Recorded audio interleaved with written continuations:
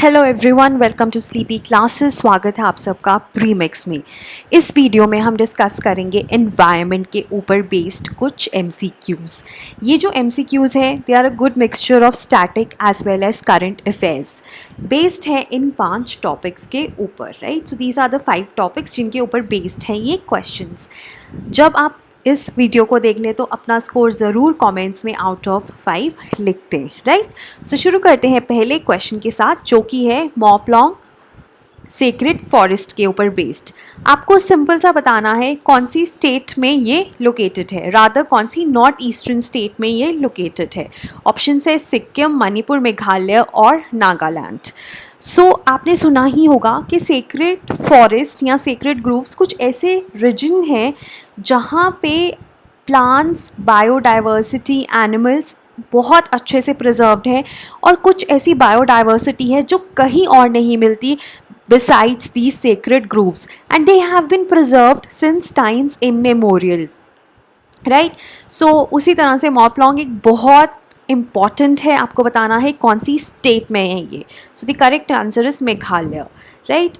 East Khasi Hills और Jaintia Hills of Meghalaya, they are filled with these kind of sacred forest, जिसमें से सबसे important Mawphlang sacred forest है। I am really sorry if I am not pronouncing it right. और अगर हम बात करें इसकी, it is there in the East Khasi Hills near the village by the same name, ठीक है। और it is actually protected because as old religious beliefs हैं, राइट। और इनके तहत जो सेक्रेड फॉरेस्ट हैं, इनको एक सेक्रेड फॉरेस्ट को एज अ सेक्रेड एंटिटी माना जाता है, भगवान की तरह पूजा जाता है। लोकल खासी tribes, they have various local deities जो यहाँ पर उनके हिसाब से मिलती हैं, एंड दे रेवर दीज डेटीज़। इसमें क्या होता है कि जो हमारे बायोडाइवर्सिटी है वो भी प्रिजर्व होती रहती है। इनफैक्ट इतनी ज़्यादा स्ट्रिक्टनेस है कि आप इन सेक्रेड ग्रुप से कुछ भी नहीं लेके जा सकते, not even a leaf, right. So that is why how they are being protected since ages. दूसरा क्वेश्चन देखते हैं। This is based on the carbon stock. तो हमारी जो ISFR की रिपोर्ट है, ठीक है। अब ISFR की रिपोर्ट हर 2 सालों में एक बार आती है। 2019 की रिपोर्ट अभी रिसेंटली आई। तो आपको बताना है इन ऑप्शंस में से सबसे ज़्यादा कार्बन स्टॉक कहाँ मिलता है, राइट। ऑप्शंस है above ground biomass, below ground biomass, deadwood या फिर सॉइल ऑर्गेनिक कार्बन। ये ऑप्शन है, अपना आंसर मार्क कीजिए। The correct answer is soil organic carbon. अगर हम बात करें ISFR 2019 की, total carbon stock in the forest is 7000 million turns, और इंक्रीज हुआ है 42 मिलियन टन्स का अगर हम 2017 से कंपेयर करें, राइट। अगर हम बात करें लार्जेस्ट पूल की, तो वो सॉइल ऑर्गेनिक कार्बन है। मतलब 5 कैटेगरीज हैं कार्बन स्टॉक की, उनमें से सबसे ज़्यादा कार्बन आपको सॉइल ऑर्गेनिक कार्बन में मिलता है, approximately 4000 million turns. Out of 7000 million turns, जो 4000 है वो आपको सॉइल ऑर्गेनिक कार्बन में मिलता है। It is approximately 56%। Now if you look at the categories, so we have above ground biomass. above ground biomass में सारी leaves, branches, seeds, जो भी ग्राउंड के ऊपर है। बिलो ग्राउंड में रूट्स आ जाती हैं, ठीक है। डेडवुड है हमारे पास। Deadwood is basically non living body biomass not contained in the litter, क्योंकि लिटर को हम एक सेपरेट कैटेगरी मानते हैं, राइट। और then we have the soil organic matter, जो कि ऑब्वियसली सॉइल ऑर्गेनिक कार्बन कह लीजिए इसको, जो कि ऑब्वियसली हमें कहाँ मिलता है, in the soil in the form of carbon in minerals और and organic parts of the soil like the peat, ठीक है। जो ऑर्गेनिक कार्बन है सॉइल में मिलता है, वो लार्जेस्ट कंपोनेंट है कार्बन स्टॉक का। एक और डायग्रामेटिक रिप्रेजेंटेशन है, जैसे ये रूट्स हैं, देखो ये बिलो ग्राउंड बायोमास में आ गई। अबव ग्राउंड बायोमास में हमारे पास आ जाता है ये वाली ट्रीज वगैरह, ठीक है। Then we have deadwood and then we have litter, right.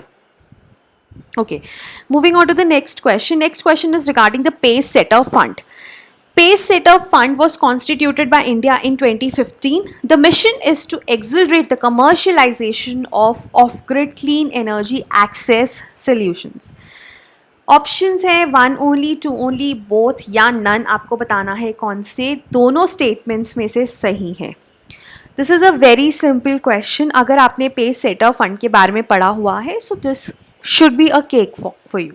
So the correct answer is 2 only because it is a joint fund of India and USA. 2015 में ही कॉन्स्टिट्यूट हुआ था, लेकिन इंडिया के साथ साथ USA भी था. इस वजह से ये स्टेटमेंट गलत हो जाती है और दूसरी स्टेटमेंट बिल्कुल सही है. Off grid clean energy access solutions के लिए ये बना है. सो बेसिकली जो इसका मिशन है वो यही है कि ऑफ ग्रिड क्लीन एनर्जी को बढ़ावा दिया जाए. कैसे? उसकी कमर्शलाइजेशन हो, उसके लिए जो भी फंडिंग चाहिए ताकि बिजनेसेस डेवलप हो सके, वो ये फंड प्रोवाइड करता है.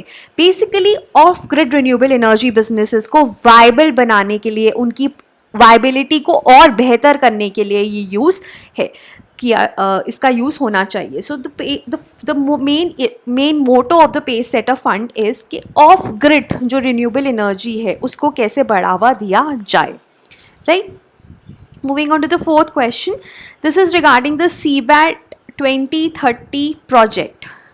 आपको बताना है कि it is undertaken by National Geographic Society, General Bathymetric Chart of the Oceans, General Bathymetric Chart of the Oceans along with the Nippon Foundation of Japan, या none of the above. Now Seabed 2030 was recently in news. ठीक है, so that's why this is the question which has been asked. So the correct answer is C. So दोनों का joint collaboration है ये project. ठीक है, और mapping करनी है हमने पूरे सीबेट की. So world hydrography day is celebrated on 21 June. Right. अब उस दिन जो निप्पॉन फाउंडेशन है एंड GEBCO, जिनका सीबेट 2030 प्रोजेक्ट है, उन्होंने बोला कि हमने almost a fifth of the world's entire ocean floor को अब मैप कर लिया है. ठीक है, 2017 में जब ये लॉन्च किया गया था तब सिर्फ 6% was actually mapped. अभी ये 15% और like it has risen to approximately 19% in the last year. Right? Then last question is कोकोलिथोफोर्स किस कैटेगरी को बिलोंग करते हैं? ऑप्शन है मोलस्का, निडेरिया, फाइटोप्लैंक्टन या नन ऑफ द अबव. ठीक है, कोकोलिथोफोर्स भी न्यूज़ में है. So the correct answer is phytoplankton. ठीक है, coccolithophores is basically a type of a phytoplankton. ठीक है, unicellular phytoplankton. Phytoplanktons are mostly unicellular only. ठीक है, ये प्रोटिस्टा के अंडर आते हैं. और ये न्यूज़ में क्यों है? क्योंकि national centre for polar and ocean research, जिसको मैंने अपने प्रीक्योर में भी डिस्कस किया है, उसमें ये पता चला है कि concentration of calcium carbonate in southern Indian ocean has decreased. ठीक है, अब कैल्शियम कार्बोनेट की कंसंट्रेशन डिक्रीज होने से इनको क्या फ़र्क पड़ रहा है? क्योंकि कोकोलिथोफोर्स भी एक शेल बनाते हैं मेड ऑफ कैल्शियम कार्बोनेट. और कोकोलिथोफोर्स इसलिए इम्पॉर्टेंट है क्योंकि ये एक तरह से कार्बन सिंक एक्ट करते हैं. Right, so they take in the carbon dioxide from the atmosphere, so they are an important carbon sink. तो अगर कैल्शियम कार्बोनेट नहीं रहेगा तो कोकोलिथोफोर्स के स्ट्रक्चर को इफेक्ट होगा. उसकी वजह से क्या होगा कि हमारा जो कार्बन सिंक है कोकोलिथोफोर्स में, वो इफेक्ट होगा और कार्बन डाइऑक्साइड एटमॉस्फेयर में बढ़ेगी, further leading to global warming. दूसरी चीज़, ये डिक्रीज किसको एट्रीब्यूट किया गया है? To another single celled algae known as diatoms. उनका नंबर इंक्रीज हो जाता है. So that is why calcium carbonate decreases. Right. Found in the upper layers of the world oceans, marine ecosystems का एक इम्पॉर्टेंट पार्ट है. और calcium carbonate का exoskeleton बनाते हैं. एक्सो का मतलब होता है बाहर, स्केलेटन इज़ लाइक बोन्स. जैसे ह्यूमंस पे एंडोस्केलेटन होता है तो इसलिए बोन्स का बना होता है. इनमें एक्सोस्केलेटन कैल्शियम कार्बोनेट प्लेट्स का बना होता है. तो जब ये कैल्शियम कार्बोनेट प्लेट्स बनाते हैं तो ये कुछ कार्बन डाइऑक्साइड एटमॉस्फेयर में रिलीज़ करते हैं, लेकिन फिर ये फोटोसिंथेसिस करते हैं तो उस कार्बन डाइऑक्साइड को अब्जॉर्ब भी कर लेते हैं. So the net result is कि ये कार्बन डाइऑक्साइड को अब्जॉर्ब करते हैं, so making them as carbon sinks. Right. So when they will be affected right. So it might affect their growth. अब इसमें ना आप ये क्वेश्चन भी कर सकते हैं कि कार्बन डाइऑक्साइड तो फोटोसिंथेसिस से अब्जॉर्ब करते रहेंगे और एक्सोस्केलेटन में तो कार्बन डाइऑक्साइड रिलीज हो रही थी, तो नहीं बन रहा है तो अच्छी बात है, लेकिन they will not survive without the exoskeletons. तो वो जो कार्बन डाइऑक्साइड अब्जॉर्ब कर रहे थे वो भी अब नहीं करेंगे. Right. So I hope everything is clear. अगर फिर भी कोई डाउट है तो कमेंट्स में बताइए और अपना स्कोर ज़रूर लिखें कमेंट्स में.